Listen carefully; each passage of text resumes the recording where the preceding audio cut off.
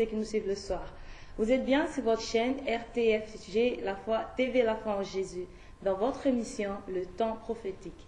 Comme vous le savez, l'émission est animée avec le prophète Exaucé.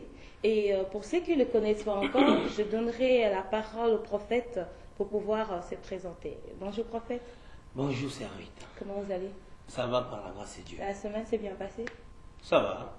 Trop chargé, mais ça va. Amen, amen. Pourriez-vous vous présenter pour ceux qui vous suivent pour la première fois? Tout à l'heure déjà, tu venais de dire que je suis le prophète Exaucé. Et voilà, le responsable de l'église Mission évangélique Armée des Sanctifiés à Paris et au Luxembourg. Mais moi, j'habite au Luxembourg. Que Dieu bénisse. Amen. Pourriez-vous bénir ce moment? Seigneur, nous voulons te dire merci, te rendre grâce, parce que tu es fidèle. Nous croyons à ta sainteté. Nous croyons à ta grâce, Père éternel, au Dieu qui nous couvre. Nous bénissons ces instants où nous allons transmettre quelque chose que tu as mis dans nos cœurs. Nous bénissons ton amour, ta fidélité, au nom puissant de Jésus-Christ. Amen. Amen, amen. Comme vous le savez, nous tombons à la fin de l'année. Alors, l'émission, c'est le temps prophétique. Le prophète est là pour pouvoir nous parler, nous donner une parole prophétique pour cette nouvelle année qui va commencer. Prophète, le thème de ce soir, ce serait « Que pensez-vous de cette fin d'année » Pourriez-vous nous dire que vous pensez de cette fin d'année? Voilà, déjà c'est un thème merveilleux. Que pensez-vous de cette fin de l'année? Je sais que lorsqu'on traverse 12 mois, étant chrétien, il y a beaucoup de choses qui se passent. Il y a les hauts, il y a les bas, mais Jésus reste Seigneur dans toutes choses. En cette fin de l'année, je voulais dire que il y a des personnes qui ont entendu Dieu leur parler, mais les choses que le Seigneur les a dites ne se sont pas peut-être accomplies. Et je voulais dire à ces personnes-là de pouvoir rester fidèles au Seigneur, parce que Dieu ne ment jamais. À d'autres personnes qui ont vu des exploits, qui ont connu des exploits avec le Seigneur, je leur dirais de glorifier le Seigneur par rapport à ce qu'il a fait.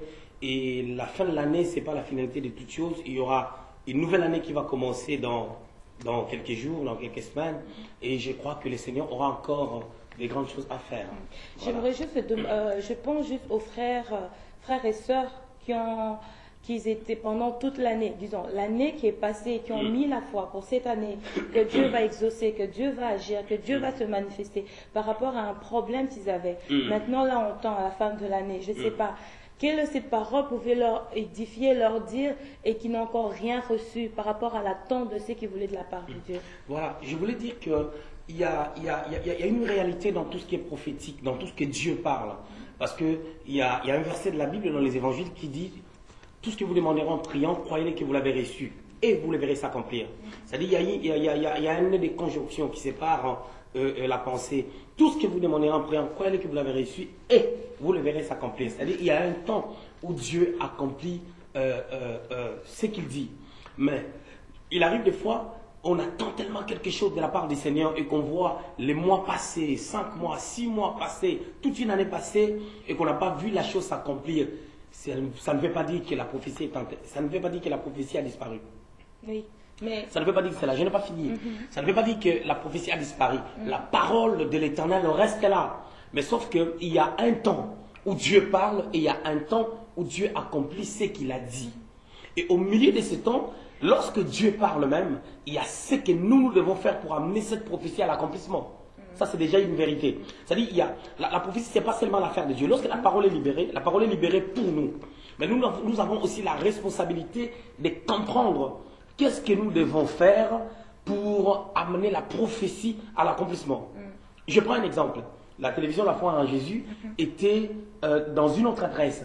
Et aujourd'hui, vous êtes ici, mais j'ai remarqué que la structure a changé. La structure a changé. Non seulement l'espace a changé, la structure a changé et les idées sont aussi autres. Donc c'est pour dire que pour amener cette vision de la télévision La foi en Jésus dans une autre dimension, il fallait aussi rentrer dans certains principes que Dieu ne fera pas à notre place. Donc si je vous suis bien, donc pour que la prophétie de Dieu puisse se réaliser dans notre vie, il est important d'accomplir le principe, d'avoir le principe, de faire comment je pourrais dire, on a notre devoir à nous à faire aussi pour que cette promesse puisse se réaliser dans nos vies. Voilà. Mais il ne faut pas oublier aussi qu'il y a la foi. Parce qu'on dit qu'il faut avoir la foi. Sans la foi, on ne peut pas lui être agréable. Le fait d'avoir la foi et de croire que la promesse va se réaliser, cela ne suffit pas ou bien il faut encore rajouter d'autres choses? Voilà, une très très bonne question. Quand tu parles de la foi, quand tu dis qu'il y a la foi déjà c'est quoi? La foi par définition, selon Hébreux, chapitre 11, c'est une ferme assurance des choses qu'on espère et une démonstration de celles qu'on ne voit pas. C'est-à-dire dans la foi, nous avons la certitude de pouvoir croire à des choses. Mais lorsque cette foi n'est pas démontrée, elle n'est plus foi. C'est-à-dire les gens, tout le monde dit que j'ai la foi. Mais la foi se démontre par les œuvres de la foi. Dieu dit à Abraham, sacrifie ton fils Isaac. Abraham pouvait dire que non, j'ai la foi. Oui, j'ai la foi, je crois en Dieu. Mais qu'est-ce qui a fait que cette foi-là puisse être validée pour qu'Abraham soit le père de la foi? C'est parce que Abraham est rentré en acte. Il a pris l'enfant, sans dire à Sarah. Il a pris l'enfant, il est parti avec l'enfant. Et l'enfant lui a posé même la question, je vois tout ce qu'il faut pour les sacrifices, mais où est l'animal qu'on va sacrifier? Le père savait que l'animal était lui. Et par là, nous comprenons déjà que la foi, c'est une affaire personnelle. Il faut que ça passe par des actes. Mais il arrive des fois, c'est ce que je disais tout à l'heure pour la foi en Jésus. C'est-à-dire, on veut une chaîne de télévision, il nous faut le micro. On n'a pas un bon son, il faut perfectionner la qualité des matériels qu'on peut avoir. Tout ça, ce sont des choses qui peuvent nous amener à atteindre les niveaux qu'on veut. C'est-à-dire, Dieu parle, mais nous avons notre part à nous. Parce que ce que nous faisons comme part, en fait, ce que nous faisons je dirais, ce que nous arrivons à mettre en route comme méthode pour arriver à atteindre l'accomplissement de nos promesses ou l'élévation par rapport à nos promesses, nous permet d'avoir une leçon de vie avec Dieu. Un enseignement à transmettre aussi aux autres. En d'autres termes, je dirais, on grandit, il y a une croissance en nous. Parce que ce que Dieu cherche en nous, ce n'est pas seulement que nous soyons bénis, mais que nous ayons une histoire avec lui. Aujourd'hui, on parle de Job, on parle de Daniel, on parle de tous ceux-là qui ont fait des exploits dans la Bible. Si on lit Hébreux, au chapitre 11, on parle des héros de la foi, mais on ne cite pas Adam. On ne cite pas Adam. Et pourquoi Adam n'est pas cité? Voilà. Pourquoi Adam n'est pas cité? On va prendre Hébreux chapitre 11. On va essayer de voir cette pensée-là. Ça m'amène à quelque chose de merveilleux. On va prendre Hébreux au chapitre 11. Hébreux au chapitre 11. Voilà. À partir du premier verset, on est en train de définir déjà la foi. On dit, or la foi est une ferme assurance des choses qu'on espère, une démonstration de celles qu'on ne voit pas. Pour l'avoir possédé, les anciens ont obtenu un témoignage favorable. C'est-à-dire les anciens, leur vie nous sert de témoignage jusqu'en ces jours, juste parce qu'ils ont marché par la foi. C'est-à-dire ils ont démontré combien ils ont cru à Dieu au-delà de toute espérance. Et dans le verset 4, on dit, c'est par la foi qu'Abel offrit un sacrifice plus excellent que Caïn. C'est-à-dire, là, on commence à citer les personnes qui ont fait des exploits avec Dieu. Mais normalement, l'humanité avait commencé par Adam et Ève, mais on ne les cite pas. On cite Abel. Mais on dit aussi que Abel avait offert un sacrifice plus excellent que Caïn. Pourquoi? Parce que Dieu n'avait pas tenu compte du sacrifice de Caïn. Même lorsque nous parlons de la foi doit être en accord avec les Écritures. La foi doit être en accord avec la pensée de Dieu. Parce que les sacrifices d'Abel étaient en accord avec ce que Dieu voulait. Mais pardon, quand vous êtes en train de dire la foi d'être en accord avec la promesse. Avec la pensée de Dieu. Avec la pensée de Dieu. Mais la pensée de Dieu, souvent, c'est les prophéties, c'est les promesses qu'on reçoit à l'église. Voilà. Donc, c'est déjà la pensée de Dieu. C'est là on met notre foi pour dire que Dieu va exaucer par rapport à la prophétie, à la promesse que je reçois pour cette début d'année. La prophétie, c'est une pensée qu'on reçoit. C'est une pensée, c'est une parole qu'on reçoit. Ok. Lorsque nous parlons de la parole, la parole en tant que telle je voulais parler de la parole aujourd'hui à 3 dimensions. Premièrement, je voulais parler de la parole comme étant logos. Logos, c'est une parole brute. Au commencement était la parole. Cette parole qu'on dit que non, cette parole a été avec Dieu, c'est le Logos. Mais lorsqu'on parle du Réma, c'est la révélation de cette parole qui était au commencement avec Dieu, qui était Dieu. La Bible dit dans Jean 1, au commencement était la parole était avec Dieu, la parole était Dieu. Cette parole s'est faite chair, elle a habité parmi nous. Là, la parole a été révélée. C'est-à-dire, Jésus-Christ, c'est l'empreinte de la personne de Dieu, c'est la manifestation de Dieu invisible. En fait, c'est la manifestation visible du Dieu invisible. Là, la parole n'est plus logos, la parole devient réma. C'est-à-dire, déjà, par là, on a deux dimensions de la parole. On a la parole comme étant logos, on a la parole comme étant réma. Mais lorsque la parole prophétique vient, la parole prophétique vient sur base de l'existence de Dieu qui a été, qui est et qui sera.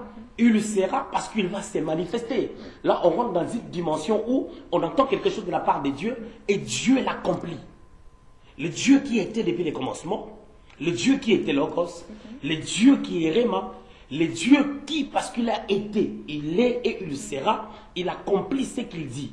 Mais le problème c'est quoi? Lorsque nous recevons une parole de la part de Dieu, nous sommes maintenant obligés de voir les Écritures pour se positionner par rapport à cette parole qu'on a reçue, pour que notre vie concorde à ce que Dieu veut. Donc, Un exemple. Si je comprends bien. Un exemple, hein, juste pour finir, avant que vous puissiez poser la question. David reçoit une parole prophétique. Il reçoit une parole que tu deviendras roi. Cette parole prophétique ne l'a pas amené tout de suite à devenir roi. Il est rentré dans les services du roi, qui était en place, qui était en train de gouverner, qui était en train de régner. C'était Saül. David est parti là-bas, lorsque Saül ne se sentait pas bien, David pouvait jouer à la harpe, il soulageait le roi. Et dans l'entretemps, la royauté de Saül avait connu une cassure. C'est en ce moment que lui, il est en train d'apprendre la royauté. Parce que tu ne peux pas devenir roi si tu ne restes pas à côté du roi. C'était une forme d'apprentissage. Ça lui a pris plusieurs années. Mais la prophétie ne s'est pas accomplie aussitôt. La prophétie s'est accomplie lorsque Dieu avait vu que David avait atteint la stature de la personne qui peut devenir roi. Souvenez-vous, dans 1 Samuel au chapitre 31, on dit qu'il était chez le Philistin. Saül était mort de l'autre côté. On lui a amené les bracelets de Saül et les diadèmes de Saül. Quand il a reçu ça, il avait l'assurance que là, maintenant, je deviendrai roi. C'est-à-dire, c'est que lui, il cherchait, la chose est venue le chercher. Mais pourquoi la chose est venue les chercher? C'est là où la Bible dit, j'ordonnerai à la bénédiction de vous suivre. La bénédiction peut nous suivre comment? Lorsqu'on est disposé à la recevoir. Donc le problème, ce n'est pas la parole que Dieu donne, le problème, c'est notre attitude. Mais il arrive aussi dans la Bible, il y a d'autres prophéties où l'homme n'a fait aucun effort, mais ça s'est accompli. Amen. Mais non, par rapport à ça, quelle est l'attitude que... Allez, là on tend la fin de l'année. Seulement, il y a beaucoup qui n'ont pas reçu la bénédiction auquel ils s'attendaient. Maintenant, quelle est l'attitude que un chrétien peut-il avoir pour l'année nouvelle qui va commencer pour que la bénédiction, la prophétie se concrétise, se réalise dans la vie? Voilà. Nous devons déjà, dans la vie dans la vie des chrétiens, les chrétiens doivent savoir quelles sont les prophéties qui sont liées à notre marche, c'est-à-dire les prophéties. Nous devons travailler sur ça. C'est-à-dire, il y a des prophéties, il y a des paroles qu'on reçoit de la part de Dieu, on doit travailler sur ça. Parce qu'il y a aussi des messages qu'on reçoit, tu n'as pas des efforts à fournir, ça va s'accomplir. C'est quoi la différence? Voilà. Il y a la prophétie, il faut travailler, et il y a une prophétie, c'est pas la grâce, ça, que tu reçois sans toutefois travailler, fournir des efforts. Je vais m'expliquer. Jean-Baptiste, son père était sacrificateur. La Bible déclare que c'était le jour où il devait faire les services. Il a été tiré par les sorts. Pendant qu'il faisait les services, un ange est venu lui dire que non, ta femme qui est stérile sera enceinte, vous aurez un enfant. C'était Jean-Baptiste. Le papa n'a pas cru. Zacharie n'a pas cru. Pourquoi? Parce qu'il était âgé et sa femme aussi était vieille. Sa femme était en ménopause. Parce qu'on ne peut pas déclarer une femme stérile tant que la femme n'a pas encore dépassé la ménopause. Il a douté à tel point qu'il était devenu muet, mais la prophétie s'est accomplie. Pourquoi? Parce que cette prophétie était... Vous savez, il y a des choses qui sont scellées. C'est comme le soleil. Lorsque ça apparaît pour les justes, ça apparaît pour les méchants. Ça apparaît pour tout le monde. C'est-à-dire, il y a des choses que Dieu, des fois, il dit. Ça s'accomplit malgré que la personne a douté. Comme Sarah a douté. Sarah avait douté lorsqu'on lui avait dit que Isaac va venir l'année prochaine. Mais ça s'est accompli. Juste parce que la prophétie, la promesse d'Isaac s'est reposée sur Abraham. Il y avait un parcours que Dieu, il y avait quelque chose que Dieu voulait faire au travers d'Abraham. Ça dépend de sa souveraineté. Mais comment est-ce que là, maintenant, je vais répondre à ta question. Comment est-ce qu'on peut comprendre que cette prophétie-là demande un travail de notre part? C'est lorsqu'on voit que ça ne s'accomplit pas. Ok. Lorsqu'on remarque que Dieu peut-être t'avait parlé avec précision que la chose va venir. Donc bientôt la chose va venir. Tu vois que c'est bientôt là commence à prendre des mois. C'est par là que tu dois comprendre qu'est-ce que Dieu veut m'enseigner là. Mais il faut savoir, on dit un jour pour Dieu c'est comme 1000 ans c'est comme un jour. Quand il dit bientôt, peut-être c'est pas en un jour, c'était pour plusieurs années. Non, tu sais, lorsqu'on dit que une journée dans la présence de Dieu vaut mieux que 1000 ans hier, tu sais, les versets bibliques, nous ne pouvons pas les prendre d'une manière brute. Il faut décortiquer les versets bibliques et comprendre les contextes dans lesquels on est en train de parler de ça. Parce que quand on dit la prophétie, une journée c'est 1000 ans, nous ne vivrons jamais sur terre pendant 1000 ans. C'est-à-dire le jour de l'homme. Je sais cela parce que souvent, quand on reçoit une prophétie, on te dit bientôt, la bénédiction va arriver. Voilà. Mais c'est vrai que quand tu reçois la prophétie, on te dit bientôt, tellement que tu as besoin de la chose, pour toi tu te dis, au bout de 1 mois, 2 mois, j'aurai la bénédiction. Voilà, c'est ce que je suis en train de le dire. langage de Dieu, c'est pas 1 mois, c'est pas 2 mois, peut-être c'est 3 ans. Non, le langage de Dieu, quand Dieu dit bientôt, c'est bientôt. Mais le peuple qui est là, nous avons aussi notre marche à nous. Quand Dieu dit bientôt, c'est bientôt. Lorsque nous rentrons même dans l'histoire de Samson, avant que Samson vienne au monde, tu vas remarquer une chose. Dieu a donné une parole. Ils ont voulu que les parents de Samson ont voulu, Manoach c'était son père, le nom de sa femme n'est pas connu dans la Bible. Ils ont voulu que la personne revienne encore pour leur parler. Quelque part, ça montre qu'ils n'avaient pas vraiment la foi. Mais la chose s'est accomplie. Dieu les a donné les instructions. Dieu sentait qu'ils n'avaient pas la foi. Alléluia. Dieu sentait qu'ils n'avaient pas la foi. Alors Dieu les a dit, vous allez respecter ça, ça, ça. Et je dirais, dans une autre dimension, que le respect des principes de Dieu, il devait arrêter de faire certaines choses. Il ne fallait pas boire telle chose, il ne fallait pas faire ceci, il ne fallait pas boire des boissons enivrantes, ainsi de suite. Ça les a permis à entrer dans l'accomplissement. C'est-à-dire la loi maintenant les amène à l'accomplissement. Ils n'avaient peut-être pas la foi, mais le respect de la parole de Dieu les a amenés à l'accomplissement. Or, nous étant chrétiens, on manque souvent le respect de la parole de Dieu, le respect des principes de Dieu. Le respect des principes de Dieu nous amène à ne pas avoir un témoignage à donner aux autres pour les édifier. Parce que ce que Dieu cherche par rapport à mon problème, par rapport à ton problème, c'est les témoignages. C'est quoi le principe de Dieu pour qu'une personne puisse avoir sa bénédiction? Le respect de la parole. Ouais. Le respect de la parole. Écoute, je suis été avec Moïse pendant un bon moment. Je suis été avec Moïse pendant tous les trajets dans le désert, pendant 40 ans. Lorsqu'ils sont sortis du désert, je suis avec à peu près 80. Cet homme, il arrive à prendre les bâtons de commandement. Dieu lui dit, dans Josué chapitre 1, verset 8, Dieu lui dit que ce livre de la loi ne s'éloigne point de ta bouche, médite-le jour et nuit, afin que tu aies du succès dans ce que tu entreprendras. Or, Josué était loin pour ce travail. Moïse avait prié pour lui, il avait reçu des capacités qui étaient en Moïse. Mais par contre, les capacités qu'il avait n'étaient pas suffisantes pour pouvoir accomplir la mission de Dieu. Il devait vivre maintenant selon le respect de la loi. Et la loi, c'est quoi? C'est tout ce que Dieu avait dit. C'est tout ce que Dieu avait donné comme loi à Moïse. Et Dieu savait que Josué étant à côté de Moïse, il savait ce qu'il fallait faire pour conduire ses peuples, pour diriger ses peuples. Il savait. Alors, lorsque Josué allait désobéir, la gloire n'allait pas s'éclater. Parce que Dieu, c'est un Dieu des principes. Dieu agit toujours par les principes. Et beaucoup de chrétiens aujourd'hui, au temps de l'Église, ils oublient que Dieu, malgré la grâce n'exclut pas les principes. Raison pour laquelle même lorsque les gens sortaient pour ramasser la manne, il fallait se réveiller, il fallait sortir pour ramasser la manne. Si tu ne sors pas, tu dérobes le principe de Dieu et la bénédiction là, qui est la manne, tu ne l'auras pas. Et avant le 7e jour, c'est-à-dire le 6e jour, il devait ramasser pour 2 jours. Si toi tu ramasses pour 1 jour, c'est ton problème. Tu comprends? C'est-à-dire, la grâce de Dieu n'exclut pas le principe de Dieu. En fait, pourquoi Dieu aime que nous puissions marcher dans nos principes? C'est parce que l'homme en lui, il y a une pensée d'égarement. Ok. Partant d'Adam, pardon.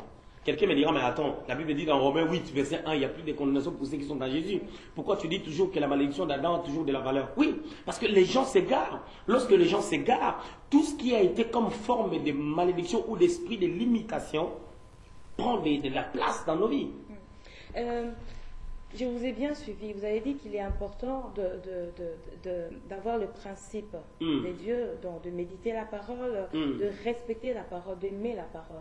Mais prophète, aujourd'hui, il y a aussi nos frères et sœurs qui sont à l'église, qui méditent la parole, qui aiment la parole, qui se sacrifient pour l'œuvre de Dieu, mais qui sont arrivés, aujourd'hui je pourrais dire qu'ils sont arrivés au bout, parce que ils entendent toujours parler de leur bénédiction. Que tu seras béni, tu seras un homme grand, tu vas aller de l'avant, tu vas faire des grandes choses. Ils entendent toujours parler. Mais la concrétisation de cette bénédiction, ils ne l'ont pas encore touchée. Mais ils sont arrivés au bout, ils se disent, non, je crois que je veux lâcher parce que j'ai tout fait. Je me suis sacrifié, j'ai médité la parole, j'ai tout fait. Qu'est-ce que je dois, pour ces gens de chrétiens, que peux-tu leur dire par rapport à ça? Moi, je vais leur dire que Dieu est fidèle. Dieu ne ment jamais. Dieu, il ne reste redevable à personne. Il accomplit tout ce qu'il dit, peu importe le temps. Il accomplit tout ce qu'il dit. Mais le problème qui est là, nous, aujourd'hui, on a des jugements sur les gens en disant que il y a quelqu'un, il y a un frère qui mérite bien la parole, qui marche selon la parole, mais comment est-ce que Dieu n'agit pas et la personne arrive à un point de pouvoir abandonner? Si on abandonne, on n'a jamais rencontré le roi des rois. Celui qui a rencontré le Seigneur des Seigneurs, le roi des rois. Nous avons des portraits prophétiques de voir les agissements de Dieu dans la Bible. Une personne comme Job. Job, regarde la souffrance de Job. Dieu lui a retiré tout ce qu'il lui avait donné. Tout. Et lorsqu'on commence à parler de Job dans Job 1er, même Dieu est en train de reconnaître l'intégrité de Job. Mais Dieu voulait prendre cette intégrité que Job avait, l'amener dans une autre dimension. Raison pour laquelle Job à la fin dira, j'avais entendu parler de Dieu, mais maintenant, mes yeux t'ont vu. Alors c'est qu'on voit, on peut le toucher. C'est-à-dire, Job avait vu le Dieu qu'il avait entendu. Or, Dieu avait rendu témoignage à son égard. Mais qu'est-ce que Dieu aurait à gagner de pouvoir briser Job jusqu'à ce niveau? C'était extrême. Je me dis, Job, il avait quel visage? Il était comment c'était grave. Jusqu'au point où il pouvait avoir des ulcères dans son corps. Job avait tout perdu. Les enfants, les biens, les richesses abandonnées. Et Dieu a suscité même ses amis pour les taquiner, pour mettre la pression sur lui que tu as péché. C'est parce que c'est à cause de ça que tu vois ces choses. Tu vois un tel brisement.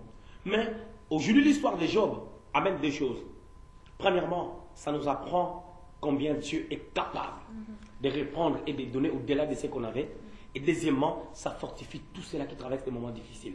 C'est pour dire que Dieu, c'est un Dieu de persévérance. Les gens oublient que le Dieu qui a dit « je vous bénirai », il a dit aussi que vous serez persécutés. Il a dit aussi qu'il y aura des temps difficiles. C'est-à-dire qu'il y a une marche entre la prophétie reçue et l'accomplissement.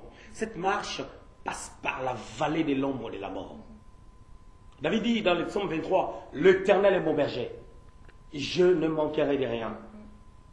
Il me fait reposer dans de verts pâturages. » Ça, ce sont des bonnes choses que Dieu fait. Mais quand je marche dans la vallée de l'ombre de la mort, il y a aussi la vallée de l'ombre de la mort, pour que l'Éternel après puisse te faire du bien. Mais la vallée de l'ombre de la mort, c'est ce que les gens n'aiment pas, c'est ce que les gens n'acceptent pas. Mais Dieu nous fortifie quand on passe par là. Mais quand on passe par la vallée de l'ombre de la mort, comment Dieu nous fortifie? Dieu nous fortifie par la parole. Il y a toujours une manne qui tombe dans le désert. Mais sauf que les gens sont fatigués de la manne. Ils choisissent un autre chemin. Et comme les enfants d'Israël en Égypte qui disaient, on est fatigué de la manne, on préfère être en Égypte, là où on mangeait nos concombres, on était bien. C'est-à-dire les gens pensent à l'Égypte. Parce que le problème qui est là, lorsqu'on est chrétien, lorsqu'on vient à l'église, on doit savoir qu'est-ce qu'on est venu chercher à l'église. Si on ne comprend pas qu'est-ce qu'on est venu chercher à l'église, on n'arrivera jamais à obtenir ce que Dieu veut dans nos vies. Les bénédictions que moi je suis en train de parler, ce n'est pas des petites choses. C'est pas quelqu'un, c'est pas des bénédictions qu'on peut pas témoigner. Moi, je suis en train de parler des grandes choses que Dieu peut accomplir. Parce que là, tonton, vous étiez en train de dire que ce qui est important, c'est d'avoir une relation avec Dieu que d'avoir les bénédictions. Dieu a dit en mon nom, tout ce que vous demanderez au nom de Jésus, je vous le donne. Donc tout dépend du besoin de chaque personne. C'est vrai, quand vous êtes en train de dire que la relation est très importante, parce que quand une bonne relation, quand tu demandes à Dieu, il te donne. Mais il peut aussi avoir une bonne... Vous pouvez d'abord nous expliquer par rapport à ça, parce que quand vous dites la bénédiction n'est pas très important, ce qui est important, c'est une relation avec Dieu. C'est quoi la différence entre les deux? Parce que quand tu as une relation avec Dieu, Dieu te bénit. Dieu bénit aussi les païens. Très bonne question. La Bible dit Dieu n'exauce pas les pécheurs. Il y a des choses qui sont naturelles dans la vie. Un païen fait son enfant, l'enfant naît, l'enfant est bien éduqué, l'enfant va à l'école, l'enfant a un diplôme, l'enfant part à l'université, l'enfant fait bac plus 4, bac plus 5, l'enfant trouve un travail à la banque, l'enfant commence à travailler, 3 ans après, il prend un crédit, il s'achète une maison, ainsi de suite. C'est où est le témoignage?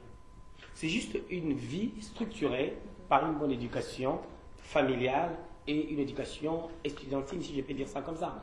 Et ces jeunes hommes arrivent à réussir dans la vie. Et si le Seigneur en revient, cette personne-là ne pourra pas hériter le royaume des cieux si elle n'avait pas cru. Ok? Où est le témoignage qui peut m'édifier? Mais moi, lorsque je vois quelqu'un qui n'a pas le diplôme, une personne comme David, qui a reçu une vision que tu seras roi, et David qui était dans la brousse, commence à travailler sur cette vision, jusqu'au point de devenir roi. Tu sais, dans la Bible, on a 2 sortes de Paul. On a Paul qui a étudié chez Gamaliel. Quand on parle des études de Paul chez Gamaliel, à cette époque en Israël, il y avait 2 sortes d'études importantes que les gens pouvaient faire. C'était soit on apprend les études des hellénistes, soit on apprend à connaître la loi. On étudie la loi mosaïque. Et pour raison pour laquelle, à cause de ces études, Paul était dans les groupes des Sanhédrin. C'est-à-dire, il avait atteint un niveau où les groupes des Sanhédrin, c'était des personnes élevées, c'était des hauts fonctionnaires. Mais Paul, qui avait fait ses études, il était apôtre, Pierre aussi était apôtre, sans diplôme. Pierre était un pécheur. C'est-à-dire, par les 2 portraits, par les 2 images, nous pouvons voir ce que Dieu peut faire. Moïse a étudié en Égypte. Moïse, la Bible dit de lui qu'il a grandi avec la culture égyptienne. On est en train de parler, avec la science égyptienne. On est en train de parler de la connaissance qu'on apprend auprès d'une école ou dans une école, auprès d'un maître pour atteindre un certain niveau. Moïse est en train d'être préparé pour devenir pharaon en Égypte. Mais j'ai dit qu'Élie, sortant de nulle part, il était aussi en face du roi. Jean-Baptiste sortant de la brousse, il était aussi en face d'Hérode pour lui dire des choses. C'est-à-dire, Dieu a plusieurs manières d'élever. Par là, je ne suis pas en train de dire que les études ne sont pas bonnes, mais je suis en train de vouloir dire que Dieu est capable de nous amener quelque part lorsqu'on a raté quelque chose. C'est lui qui a l'opportunité d'aller à l'école, de faire des formations, c'est une très très bonne chose. On va l'aider par rapport à ça. Tu peux aussi étudier, mais ta vie atteint un niveau où on peut témoigner. On peut témoigner la grandeur de Dieu dans sa vie. C'est-à-dire par là, je voulais dire que je suis en train de dire que le païen, c'est ce qui est, donc leur vie évolue naturellement. Ça n'a rien à voir avec Dieu. Parce que quand tu as dit que Dieu bénit aussi les païens, la bénédiction, c'est un terme. Quand on parle de la bénédiction littéralement, c'est traduit par la bonne parole. Il fait aussi lever le soleil. Hein. Pour eux, et la pluie aussi tombe pour eux. Mais sauf que le soleil n'amènera pas quelqu'un au ciel. Le soleil n'amènera pas quelqu'un au ciel. Ce qui veut dire que les bénédictions, en fait, les sortes de, si on peut dire ça comme ça, dans un contexte un peu autre, si on peut dire qu'il y a des choses où il y a des bénédictions qui sont pour les bons et les méchants, comme j'avais dit tout à l'heure, ce n'est pas vraiment des bénédictions au vrai sens du mot. Je dirais ce sont des activités qui se font naturellement. Le soleil, la neige, la lune, l'eau qui sort dans le robinet, ainsi de suite et tout, sont des choses qui sont à la portée de tout le monde, mais ce sont des choses qui n'amèneront pas les gens au ciel. Ça n'amènera pas les gens. L'objectif de Dieu est que, même lorsque nous sommes à la fin de l'année, et que les choses n'ont pas bien marché durant cette année, malgré nos déclarations de la fin de l'année passée, Dieu veut que nous puissions garder cette foi en espérant que Dieu est capable de pouvoir faire. Parce que tant que l'homme vit, il y a encore de l'espoir. Lorsque l'homme perd l'espoir, c'est là où la foi est brisée. Dieu, il arrive des fois, il retarde même l'accomplissement de la prophétie, afin que nous puissions être déterminés, pour que Dieu voie notre détermination. C'est pareil avec Habakkuk, qui était parti voir Dieu. Habakkuk a prié à Dieu. La Bible dit, Habakkuk dit, j'étais dans mon poste, j'attendais ce que l'Éternel me dira. Mais Dieu dit, c'est une prophétie dont l'accomplissement, le temps d'accomplissement est déjà là. Mais Dieu rajoute encore, si elle tarde, attends-la. Mais Seigneur, tu as dit que le temps d'accomplissement est là. Mais pourquoi tu dis si elle tarde? Parce que Dieu sait que dans les paramètres de la prophétie, il y a un décalage. Il y a des temps d'attente qui peuvent se faire dans les temps d'accomplissement. Je reviens encore à un autre exemple. Daniel avait prié, il était en train de prier pendant 21 jours. Dès les premiers jours, la Bible déclare que Dieu l'avait exaucé. Dieu l'avait exaucé dès les premiers jours. Mais il a eu la réponse 21 jours après. Ce sont des choses qui nous révèlent. Ce n'est pas seulement des choses que nous devons lire comme ça. Mais il y a des révélations là-dessus. La première portion de la révélation qu'on peut saisir, il a attendu 21 jours pour que l'ange puisse venir. L'ange qui était venu, c'était Gabriel. Il était bloqué par Satan. Par là, on apprend déjà la notion de la résistance du diable par rapport à l'accomplissement de la prophétie.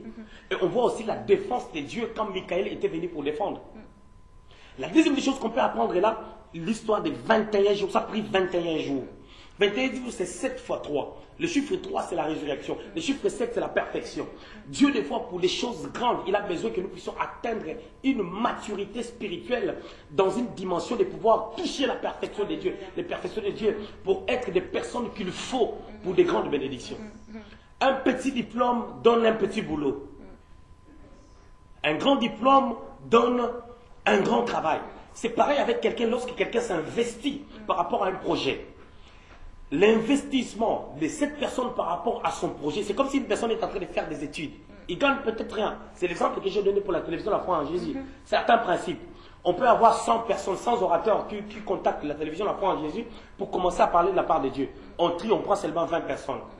Quand on refuse les 80, quelque part, ces 80-là allaient commencer à participer aussi pour l'avancement. Quand on les refuse, on dit, ce ne sont pas des personnes qui vont amener la gloire. On rate l'argent d'un côté. Mais de l'autre côté, on gagne Dieu. Alléluia. Tu comprends un peu? Mais ce qu'on est en train de faire, c'est que la chaîne de télévision, La Foi en Jésus fait. Si c'est le plan de Dieu, c'est-à-dire demain, Dieu va compenser. Amen. Les gens qui étaient morts lorsque Jésus était né, parce que Hérode a sorti une loi, il y a eu compensation. Lorsque Jésus était sur la croix, la Bible déclare les sépulcres se sont ouverts. Alléluia, alléluia. Les gens étaient sortis, les gens étaient ressuscités. C'est-à-dire que les gens qui étaient morts, ils ont retrouvé leur famille. Peut-être que parmi les gens qui étaient ressuscités lorsque Jésus était sur la croix, c'était des gens qui étaient morts. C'est-à-dire parmi ces gens, il y avait aussi des gens qui étaient morts lorsque Hérode avait fait sortir la loi de tuer tous les enfants de 2 ans au-dessus. Dieu ne reste pas avec la dette de quelqu'un. Dieu, c'est un Dieu de compensation. Amen. La Bible déclare, il le rembourse. C'est que la sauterelle, le gélec ont dévoré. Dévore ma vie aujourd'hui, parce que Dieu a permis que tu puisses dévorer ma vie. Demain, il ne permettra pas que tu puisses dévorer ma vie, parce que lorsqu'il s'élève, il ne s'élève pas avant, ni au milieu. Il s'élève les derniers lorsque vous aurez sorti toutes vos armes. C'est par là qu'il va s'élever, avec une arme lourde. Alléluia, alléluia. Vous êtes bien dans votre mission, le temps prophétique, qui a pour thème « Que pensez-vous de cette fin d'année ?» Prophète, là, nous avons parlé de gens qui sont en attente de leur bénédiction et qui ont désespéré. C'est ça que vous avez répondu par rapport à ça. Et j'aimerais juste aussi parler aussi pour ceux qui ont reçu leur bénédiction. C'est vrai qu'il y a beaucoup qui attendaient la bénédiction de Dieu et qui l'ont reçue. Parce que souvent, quand on reçoit, quand on a besoin, on va à l'église. Dieu, je veux que tu fasses, Jésus, je veux que tu te manifestes. Et quand Dieu se manifeste, et quand Dieu donne la chose dont on avait besoin, des fois on quitte l'église et on ne va plus à l'église. Quel est le conseil que pouvez-vous donner aujourd'hui à toutes ces personnes qui ont reçu la bénédiction de Dieu pour bien garder cette bénédiction? Très bonne question. Déjà, je dirais que il y a une attitude que nous devons avoir avant la bénédiction, pendant que la bénédiction est arrivée et après que la bénédiction soit arrivée. C'est ça notre problème. En fait, Dieu connaît. Je t'ai en train de donner un exemple hier au culte. J'avais des jeunes gens, des sœurs de l'église comme ça, et mes filles spirituelles, qui dansaient devant à l'église. Qui dansaient à un moment donné, j'ai même cité leur nom au culte, je ne peux pas le faire ici. Elles dansaient pendant les cultes, pendant la louange, elles dansaient, c'est une bonne chose. Mais pendant qu'elles dansaient, Dieu m'a dit, leur danse n'est pas sincère. Leur danse est rattachée à des bonnes nouvelles. À des bonnes nouvelles qu'elles reçoivent. Parce que l'Éternel est leur berger, elles ne manquent de rien. L'Éternel leur fait reposer dans de verts pâturages. Mais quand ils vont traverser la vallée de l'ombre de la mort, les danses là vont s'arrêter. J'avais ça dans mon cœur. Mais est-ce que si j'avais dit, toi retourne à ta place, va danser là où tu t'assois. Parce qu'elles sortaient devant pour danser. Si je les avais dit, retournez dans vos places, on allait dire, oh le prophète il se croit trop, il est orgueilleux, lui il connaît tout. Ok, je le savais. Mais après à un moment donné, j'ai remarqué les danses, il n'y en avait plus. Parce qu'elles ont reçu des mauvaises nouvelles qui les ont attristées. Ce n'étaient pas des adoratrices.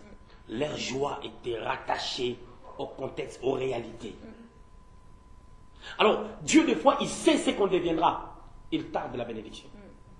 Bien aimé, il y a des choses que je vois des fois dans la vie. Hein. Tu vois là où on était, avant, on faisait des émissions. Il a fallu qu'on commence là. Il n'y a pas de bureau, il y a seulement un local, on fait des émissions là. On fait tout là. Si on veut se changer, on fait là. C'était une étape, c'était une dimension. Mais ici, c'est une autre dimension. Une autre dimension où, si tu veux t'échanger, tu as un local même pour s'échanger. L'administrateur, il a son bureau, il a ceci. Dieu élève. Dieu, c'est un Dieu de croissance. Non pas parce qu'il ne fait pas confiance en nous, mais Dieu aime que nous puissions le prouver que nous sommes des bonnes personnes. C'est ce que Dieu cherche. Les filles ne dansent plus. Parce qu'il y a des mauvaises nouvelles. Dans leur danse, ce n'était pas la vraie louange à Dieu. Ce n'était pas la louange des rachetés. Ce n'était pas l'adoration des rachetés. Mais leur louange était par rapport aux bonnes nouvelles qu'ils ont reçues. Or, peu importe les réalités, nous devons rester dans notre poste. C'est comme les bien-aimés disaient tout à l'heure, je suis venu aujourd'hui parce que tu as l'émission. Ils pouvaient aussi dire que non, on fait ça les vendredis parce que j'ai notre émission, on combine tout. C'est-à-dire, Dieu veut que nous ayons l'amour de ce que nous faisons ou de notre Dieu, même à zéro. C'est ça la pensée du Seigneur. C'est ça le problème que nous avons dans des églises aujourd'hui. Les gens, l'année 2013, oh 2000, ça va finir, mais c'est quoi? Quelle est ma situation? Quelle est ma position? On va aller le 31 décembre dans des veillées, proclamer des paroles. Mais proclamer des paroles, c'est une bonne chose, mais ces paroles peuvent rester nulles et sans effet lorsque nous ne sommes pas disposés. C'est comme un cultivateur qui vient débroussailler les sols. S'il ne prépare pas les sols, c'est la sémence ne va pas prendre la place. C'est-à-dire, il y a déjà la préparation de la terre, et puis lorsque la sémence sera mise à terre, il faudra maintenant commencer à arroser la sémence. Il faut arroser la sémence jusqu'au temps de la moisson. Il y a un travail à faire. Mais c'est que nous recevons le message de la part de Dieu. On reçoit peut-être, la terre était préparée, mais on arrose quand? Quand il y aura le soleil, la sémence va sécher, parce qu'il y a l'absence de l'eau. Et l'eau, c'est la parole. On a besoin de vivre la parole continuellement. Il y a encore une autre dimension où on attend la promesse de Dieu. On respecte tout. Mais Habakkuk dit, j'étais dans mon poste. J'étais dans mon poste. Il arrive des fois, il y a des gens, là Dieu me parle même pour toi, il y a des gens, my God, il y a des gens, il arrive même que tu n'es pas dans ton poste. Quelqu'un peut ne pas être dans son poste, mais la personne, c'est Dieu. Mais pas dans son poste. On peut être en train de servir Dieu, mais on n'est pas dans son poste. Habakkuk dit, j'étais, Habakkuk 2, 4. J'étais dans mon poste. Et j'attendais ce que Dieu me dira. J'étais dans mon poste. Ton poste est... Je vais dire aux bien-aimés qui me regardent, quel est ton poste? Nous sommes sauvés pour servir. Nous sommes un royaume de sacrificateurs. Chacun doit servir à son poste. Comment reconnaître son poste? Voilà. Comment reconnaître son poste? Il y a plusieurs manières de reconnaître son poste. On peut reconnaître son poste par ce qu'on ressent par rapport à soi-même. Lorsque l'homme ne sait pas se regarder, l'homme pêche. Prophète, en disant ce qu'on ressent en soi-même, on peut ressentir quelque chose qui n'est pas la volonté de Dieu et refuser ce qui est la volonté de Dieu. Dieu permettra toujours qu'il y ait quelqu'un qui viendra te confirmer ce que tu dois faire pour Dieu. Toujours. La raison pour laquelle nous sommes dans des églises, nous avons des pasteurs, nous avons des encadreurs, nous avons... Comment dans la télévision, l'enfant de Jésus, en Jésus, vous reconnaissez les bons orateurs, les bons orateurs. C'est pas parce qu'il parle un bon français. Non, ça n'a rien à voir. Quelqu'un peut venir ici, il prêche dans sa langue maternelle. Si la personne a la chose, elle a la chose. Ça n'a rien à voir avec les bons français ou les bons anglais. Ça n'a rien à voir. C'est juste, vous arrivez à reconnaître celui qui a la chose de Dieu par rapport à l'Esprit de Dieu qui est en vous. Mais malheureusement, souvent dans la vie, on a une bonne lecture sur les autres. On n'arrive pas à avoir une bonne lecture pour soi-même. C'est parce que on laisse les diables nous aveugler, nous voiler la vue. Parce qu'on a souvent des lottes. On traîne avec des lottes. L'autre, c'est un voile. On traîne avec des lottes. L'autre peut être la mentalité. L'autre peut être l'orgueil. L'autre peut être un esprit de limitation. Voilà. Les problèmes de poste, c'est les problèmes qui accablent. Aujourd'hui, nous voyons, il y a des gens qui sont évangélistes à la base, ministres de Dieu, qui commencent à enseigner la parole de Dieu. Ils rentrent dans l'enseignement. Il y a d'autres personnes qui, on les appelle évangélistes, évangélistes. Là maintenant c'est devenu, c'est trop léger. Évangélistes. Mais tu regardes dans la personne, il n'y a rien d'évangéliste. Le frère c'est un bon diacre, peut-être il doit commencer à récolter les offrandes dans l'église. Récolter les offrandes, aller visiter des gens. Parce que toutes ces personnes qui deviennent évangélistes, qui deviennent pasteurs, parce qu'ils ont été coordonnés par des pasteurs. Si un pasteur... Pas forcément. Souvent. Ah, pas forcément. Hein. Souvent. J'ai fait des émissions ici avec Frère Léta, on en a parlé. Pas forcément, tu sais. Parce qu'entre amis, qui va consulter son ami pasteur en disant j'ai l'appel. C'est ça le problème. Est-ce qu'on rentre dans le ministère? Est-ce qu'on peut aller dans une entreprise? On peut aller dans une banque, par exemple la Société Générale.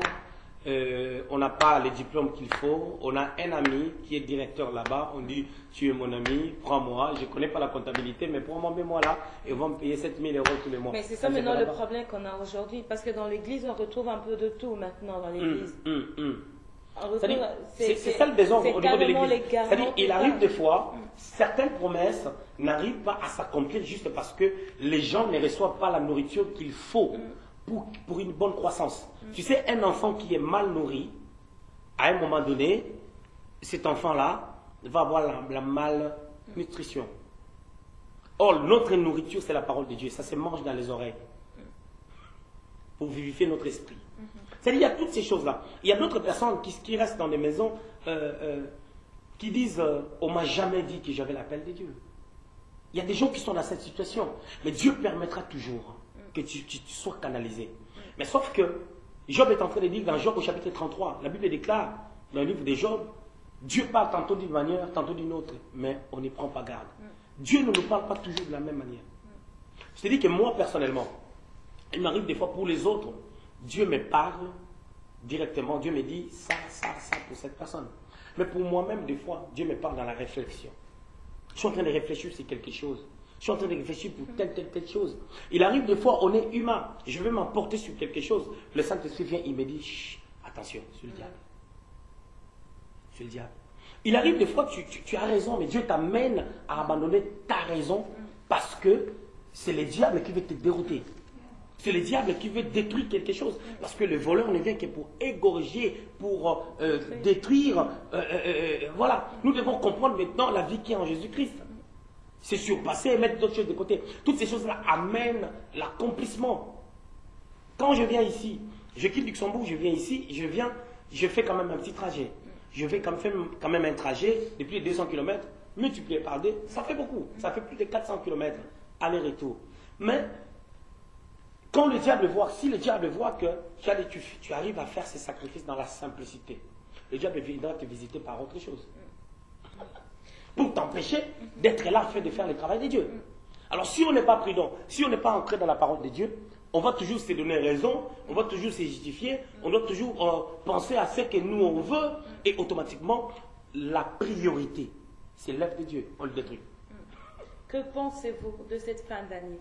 Prophète, quelle est l'attitude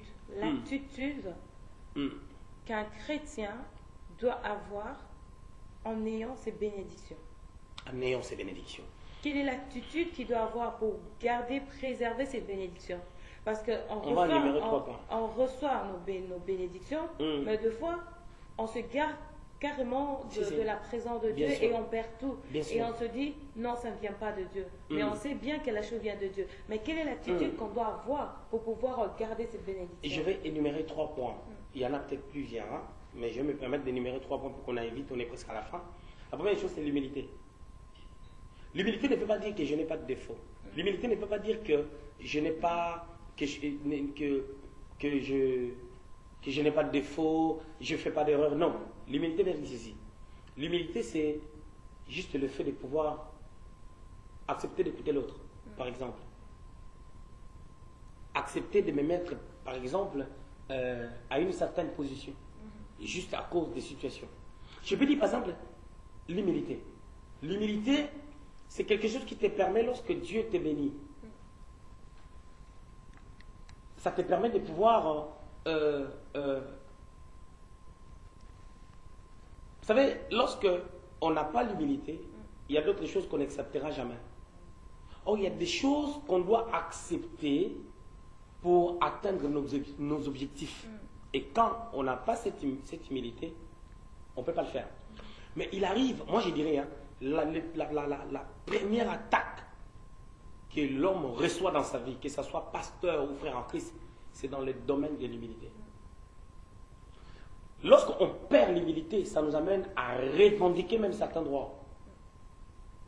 Or, des fois quand on revendique ces droits, on gagne rien. On revendique, c'est-à-dire, Dieu ne nous amène pas à revendiquer certains droits, mais Dieu nous amène à pouvoir attendre qu'on nous donne ces droits-là. Ça, on le fait, hein, tous les jours. On le fait. C'est-à-dire, tu as raison de revendiquer ça. Mais l'humilité t'amène à ne pas revendiquer ces droits-là, parce qu'en revendiquant ces droits, tu vas détruire un objectif que tu es en train d'atteindre. Mais sauf qu'on ne calcule pas ça, on revendique nos droits.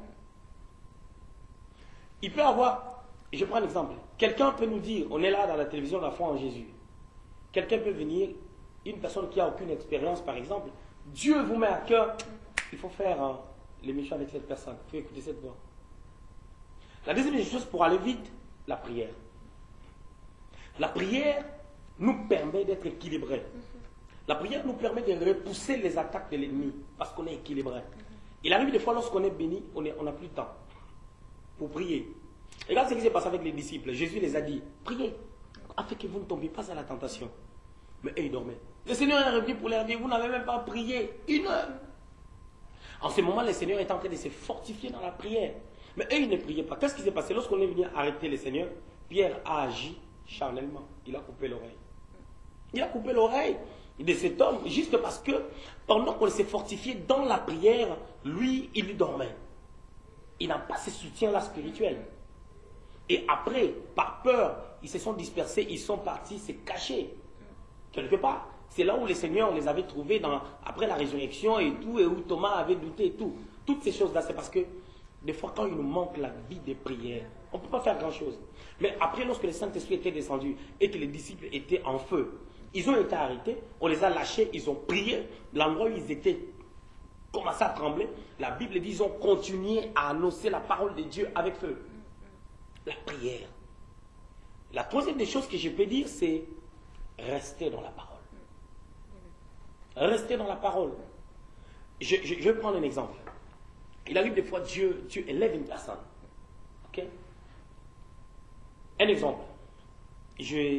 Moi, ma fille spirituelle, l'évangéliste L'Oréal, il arrive des fois où on l'invite pour prêcher ailleurs. Mais elle revient toujours à mes pieds. Pour me donner les comptes rendus. Avant qu'elle parte, on discute un peu sur l'état, sur certaines réalités et tout. Parce que c'est comme ça. Elle ne tient pas compte des exploits qu'elle va connaître là-bas. Mais elle sait que j'ai un mot à dire par rapport à sa vie, par rapport à son ministère, parce que je suis un père pour lui. Ça lui permet d'avoir un support et de me permettre d'avoir un regard sur elle. Et c'est difficile pour qu'elle tombe, c'est difficile pour qu'elle chute. Lorsqu'on n'a pas quelqu'un qui peut nous dire non, on peut faire des erreurs. On peut en faire beaucoup. Alors lorsqu'on reste dans la parole, dans la loi, comme Dieu avait dit à Josué que ces livres de la loi ne s'éloignent pas point de ta bouche, on va comprendre. Aujourd'hui, les gens disent, écoute, moi je suis comme Moïse, Dieu m'a appelé. Je suis comme Moïse. Moïse, son pasteur était où? Dieu m'a appelé. Oui, c'est bien. Mais Moïse était chez Jéthro. Jéthro était comme un pasteur pour Moïse. Jéthro était sacrificateur. Là, on court après le temps. Donc, si j'ai bien compris, c'est l'humilité, c'est la prière et la parole. L'attitude que la personne doit avoir pour garder sa bénédiction. Et là, il y a juste une pensée pour les hommes de Dieu. Parce que je sais que c'est un souci que les hommes de Dieu ont souvent par rapport au ministère, par rapport à l'Église. L'année, vers la fin de l'année, ils ont la foi. Ils ont dit cette année, l'année qui va commencer, c'est une année de bénédiction, c'est une année où l'Église va grandir, va se fructifier, où il y aura plusieurs membres, où Dieu va faire des grandes choses. Mais qui se rendent compte, au lieu d'avoir plus, ils ont eu moins. Quelle est cette parole pourriez-vous leur donner pour leur fortifier par rapport à ça? Bon, je dirais que nous, les hommes de Dieu, qu'on ne reste pas dans les slogans. Qu'on ne reste pas dans les slogans. Mobutu, oye, oye, ria, ria. Ce sont des slogans. Je ne suis pas contre toute forme de déclaration prophétique. Mais toute déclaration prophétique, quand on dit on serra la tête, non la queue, il faut travailler derrière. Il faut faire un travail afin que nous soyons la tête, mais pas la queue. Mais lorsqu'on reste sur des slogans, sur des déclarations qui ne s'accompliront jamais, après les gens peuvent nous prendre comme des aventuriers. Prophète, vous êtes prophète. Bien sûr que oui. Bien sûr. Là, on tend à la fin de l'année. Il y a des téléspectateurs qui ont l'habitude de vous suivre, qui ont suivi plusieurs de vos messages. Et pour le mot de la fin, ou la parole de bénédiction que vous pourriez déclencher pour la vie du peuple de Dieu pour la fin de cette année, quelle serait cette parole? Je vais dire que ma Bible me dit dans Daniel au chapitre 12 que la connaissance augmentera. Et je crois que nous sommes à la 11e ère, et bientôt c'est la 12e ère, le Seigneur viendra chercher son Église. Mais je crois que pour tous ceux-là qui sont essoufflés d'une manière ou d'une autre, mais qui ont un cœur attaché à Dieu, malgré nos failles, malgré nos erreurs, malgré ce qu'on n'a pas compris cette année, je crois qu'il y a un nouveau départ. Parce que Dieu, c'est un Dieu fidèle, c'est un Dieu qui accomplit toutes choses. Je voulais dire à ces gens de ne pas désespérer. Parce que Dieu, dans la vie de certaines personnes, il va ramener un changement. Il va ramener, je dirais, il y aura un mystère de remplacement qui va se faire. Dieu va remplacer certaines personnes qui se sentent incapables, qui se sentent inutiles, qui se sentent, par exemple, ils n'ont pas de diplôme pour arriver à certains niveaux. Mais Dieu va leur dompter des capacités surnaturelles, des capacités spirituelles, juste pour élever le nombre de témoignages, afin de pouvoir gagner d'autres personnes qui sont dans des maisons, mais qui sont fatiguées des églises, qui sont fatiguées des choses qui ne s'accomplissent pas, qui sont fatiguées des bêtises des chrétiens, des hommes de Dieu, je ne sais. Mais ce que je sais, il y a un mystère de remplacement. Saül va quitter le trône. Et on va amener à David les diadèmes et le bracelet. Attends le bracelet là où tu es. Attends les diadèmes. Ça viendra te trouver même si tu es dans la ville des Philistins. Ça viendra te trouver là. Parce que Dieu suscitera quelqu'un qui va te l'amener. Dieu, c'est un Dieu fidèle. Que les gens ne baissent pas les bras. Notre arme, notre plus grande arme, c'est la foi. Restons dans la foi. Cette année qui va venir, l'année 2014, ça sera une année de bouleversement. Mais je voulais dire aux hommes de Dieu, vous ne saurez pas comment est-ce que ce bouleversement va venir dans vos églises et dans vos vies. Parce que Dieu va faire des choses qui vont vous dépasser. Dieu va faire des choses qui vont vous scandaliser. Dieu va vous amener dans certaines voies que vous ne comprendrez pas. Parce que l'Éternel est fidèle. Amen, amen, amen, amen. Oui, vous êtes bien dans votre émission, le temps prophétique, qui a pour thème, que pensez-vous de cette année 2013. Je bénis le Seigneur pour cette merveilleuse parole que nous avons reçue ce soir et que l'Éternel soit béni. Prophète, pourriez-vous bénir ce moment? Nous sommes arrivés à la fin. On va prier. Le véritable Dieu, le guide parfait, ce que nous n'avons pas vu durant cette année 2013, nous croyons, Père éternel, au Dieu de gloire, que toi qui accomplis toutes choses, tu es capable de le faire. Seigneur, ce soir, je prie en qualité de ton serviteur, en qualité de ton instrument, Père éternel, au Dieu de gloire. Déjà particulièrement pour cette chaîne de télévision qui nous reçoit, Père éternel, Dieu de tout cœur. Seigneur, je prie afin que toi, Dieu, tu puisses ouvrir de grandes portes, qui dépasseront l'entendement des hommes. C'est donc au-delà des principes, Père éternel, ô Dieu de gloire. Toi, glorifie ton nom d'une manière particulière. Je prie pour mon frère, pour ma soeur qui est en train de me suivre, fatigué, désespéré par des réalités. Je prie au nom puissant de Jésus-Christ que la lumière puisse t'éclairer afin que tu rentres sur le chemin que Dieu a préparé pour ta destinée. Je crois à la grâce de Dieu et je proclame la fidélité du Seigneur. Si tu as raté quelque chose, si tu t'es trompé d'une manière ou d'une autre, le temps est encore là de répartir sur de bonnes bases. Parce que le Dieu puissant, il a dit, il ne t'abandonnera jamais. Il est celui qui t'étend encore la main. Raison pour laquelle je prie pour toi. Afin que la grâce de Dieu puisse te couvrir. Afin que la grâce de Dieu puisse te conduire dans une bonne église. Parce qu'il y a une personne que Dieu l'amènera dans une petite église. Et c'est là où Dieu t'a placé. Tu étais dans une très grande église. Mais maintenant tu es à la maison. Dieu veut t'amener dans une petite église. Mais sauf que le confort que tu avais dans l'autre église est en train de t'accabler. Tu n'es pas à Bruxelles. Tu es ailleurs. Tu nous suis. Tu es une femme. Mais l'année qui va commencer, tu veux aller dans une église, tu es parti une fois. Mais tellement que c'est une petite église, tu es retourné. Mais Dieu veut que tu ailles dans cette église. Parce que c'est là où sortira ta bénédiction. Père de gloire, Père puissant, glorifie ton nom, l'incomparable Dieu de gloire, dans nos vies et dans la vie de tous ceux-là qui nous suivent. Au nom puissant de Jésus. Règne à maître, parce que tu es fidèle et glorieux. Au nom puissant de Jésus-Christ. Merci Seigneur Jésus. Amen. Amen, amen, amen, amen. Que pourrais-je dire de plus? Bonne année. Que Dieu vous bénisse. Au revoir.